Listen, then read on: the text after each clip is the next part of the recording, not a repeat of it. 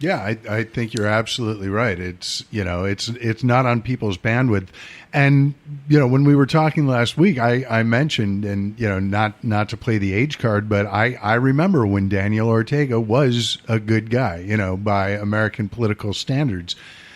But I think, what Bernie Sanders is doing by standing by Ortega is the political equivalent of anyone in Hollywood standing up for Harvey Weinstein.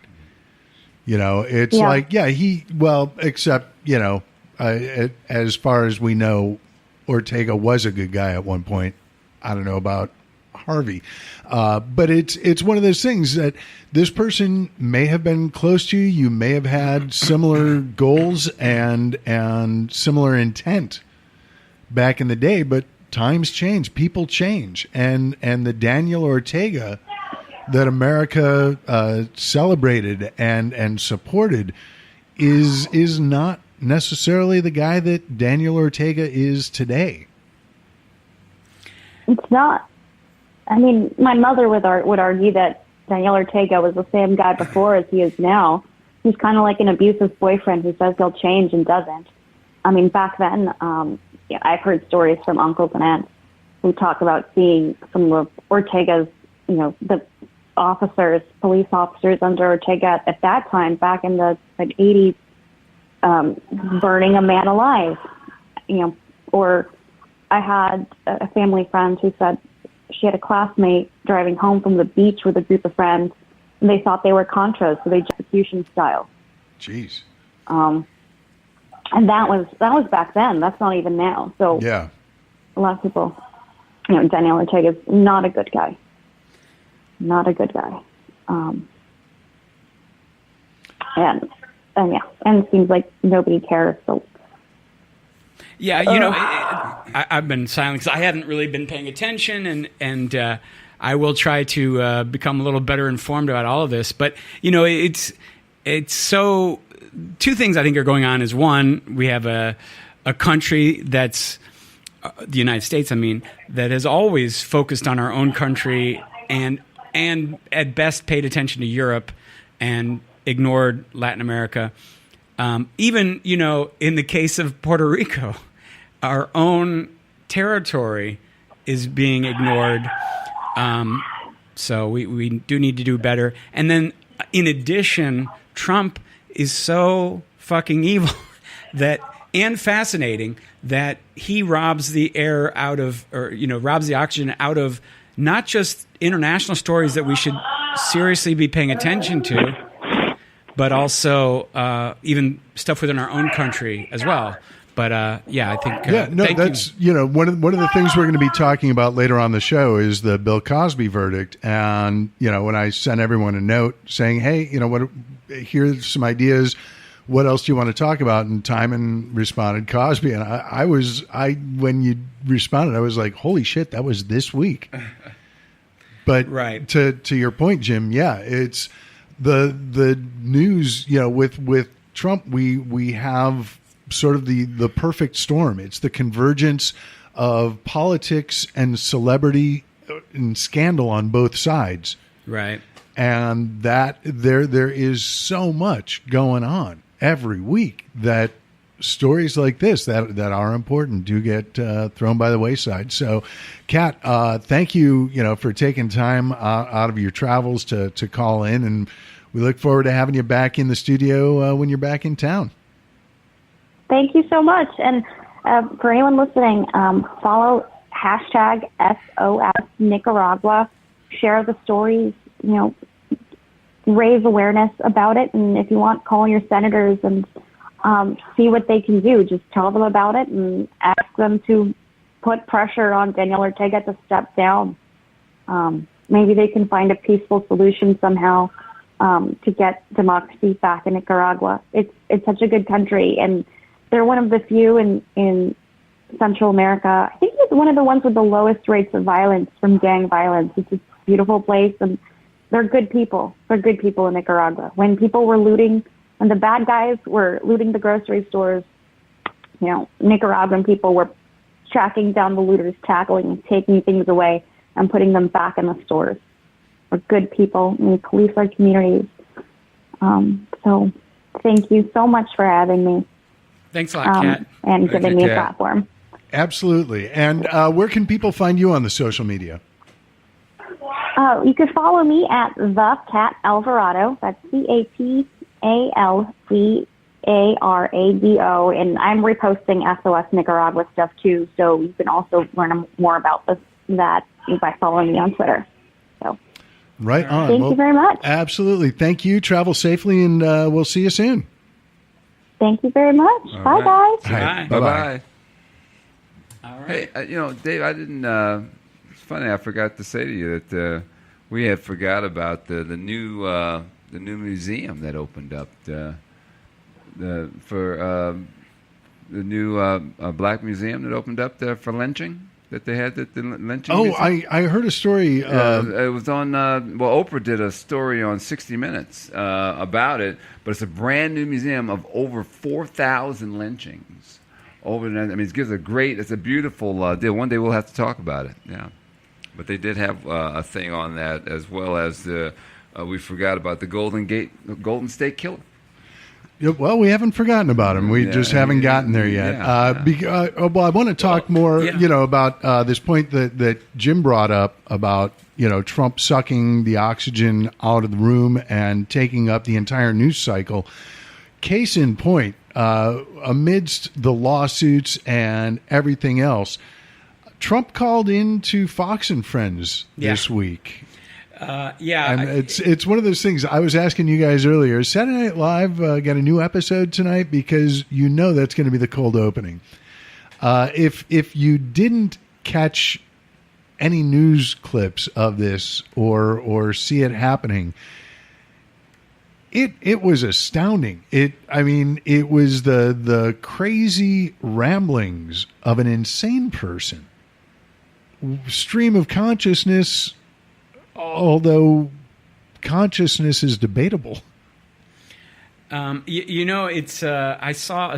I'm just going to give you the headline. I paraphrasing. 51 problems with Trump's call into Fox and Friends. I mean, that's how crazy it was. Yeah, well, and one of the things that he said, which kind of ties in with what's going on in Nicaragua, was he was talking about, and Media Matters had an interesting piece on this, that was basically saying when Trump said on Fox and Friends that he has taught people what fake news is, that was just sort of him gloating over his mission to delegitimize the press. And, that is one of the things that, you're seeing with the protests in Nicaragua and the government asserting control. It's frightening. People are treating it as, it's just Trump being Trump, but all the things that are happening, this slow slide. Yeah, if you want to talk to somebody on the other side and you want to send them a news story, well, that's illegitimate. All news stories are fake if they don't tell you the story you want to hear, which is that white people are superior, basically. He's had great success. Now, I do love the fact that he is the worst client a lawyer can ever have. And so, he acknowledged his business association with Michael Cohen, and that helps the case for the Stormy Daniels attorney. And these are the things that just show you that he's not this brilliant man. And since it was hilarious, and someone's already done a meme of it, but the change on the faces of the Fox and Friends host from when the call started to about midway through, where it was just, they looked frightened and disturbed. It was just that look of, dear God, what have we let loose on this world? Yes. Oh gosh. Since you mentioned the teaching part, by the way, I just want to bring up, there's a guy who does these crazy political paintings, and he's a good, technically he's a good painter. Oh, right? the guy who did like the picture of Obama standing on the Constitution with the founding fathers glaring at him, and that that kind of crap. Yeah, it's like the most basic symbolism, So yeah, Obama stepping on the Constitution and probably twisting his ankle to hurt it more. So he just came out with a new one, and I want to try to find it. And by the way, the title of the painting is, of course, since it's from a Trump supporter, Broken English. But let me see if I can find it. I'm going to guess it's not a portrait lionizing the get a brain, you morons. Yes, it's pretty much. It's Teach a Man a Fish. And that's by John McNaughton. And it's literally Trump is on a park bench, and he's got a tackle box open, and he's showing a fishing rod and reel, to a presumably a college student who has two books that you can read the title of. One is just Socialism, and the other one is Justice Warrior, which, those are your two major textbooks if you go to college these days. And he's like looking at the tackle box and learning. It's like, first of all, just the basic premise that Trump would ever sit down and teach somebody anything. And, when did he teach? Well, he was found and had to pay $25 million for the people he pretended to try to teach at Trump University. And yet you get all these comments about, this is so beautiful and stuff. Anyway, that's my complaint for that. But there's a much better artist whose name I don't recall, but if you look up Old Town Ale House online, it's a great bar in Chicago where I'm originally from, and it's known for its portraits. The bar is just covered with portraits of many of the patrons, done by an artist who also did a full nude portrait of Sarah Palin posing with a rifle, and did another picture of former Illinois Governor Rod Blagojevich in his prison orange jumpsuit, preparing to get an examination from a officer who's slapping on the rubber glove. Nice. It's fine art, outsider art, but lovely. I highly recommend a visit to the Old Town Ale House. Oh, sweet. Yeah, I just found Yeah, it's there she is with her gun. And it's right around the corner from Second City and Zanies. So nice. Yeah, conveniently located. Nice. I'll have to stop by next time I'm in Chicago.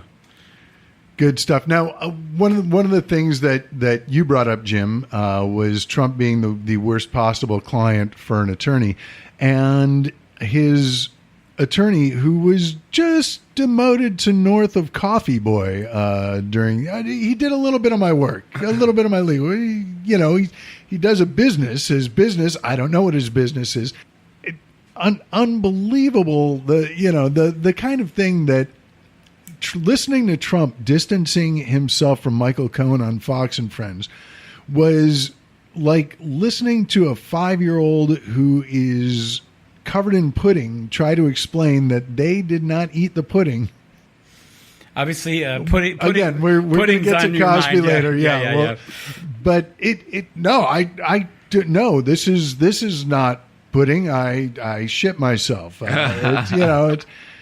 It is so ridiculous. But Michael Cohen this week announced that he was going to take the Fifth Amendment.